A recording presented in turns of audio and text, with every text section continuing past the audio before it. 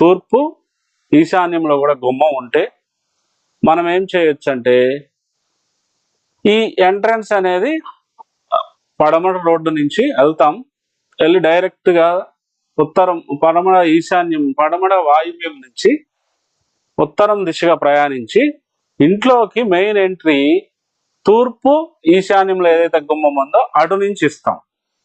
అదే విధంగా అక్కడ మామూలు గుమ్మం ఉంటే సింహద్వారం కూడా ఒకటి ఏర్పాటు చేసుకుంటాం. మనం గతం వీడియోలో కూడా చెప్పాం, పడమర ఇంటికి ఖచ్చితంగా తూర్పు ఈశాన్యంలో కూడా సింహద్వారం ఏర్పాటు చేయండి. ఒకవేళ పడమర వాయువ్యంలో సింహద్వారం ఉన్నా కూడా తూర్పు ఈశాన్యంలో కూడా ఏర్పాటు చేయండి అని గతంలో చెప్పాం. అదేవిధంగా ఒక పెద్ద ముఖద్వారం ఏర్పరచుకొని మన ఎంట్రీ అంతా కూడా పడమర వాయువ్యంలో బయలుదేరి ఉత్తరం దిశగా ప్రయాణించి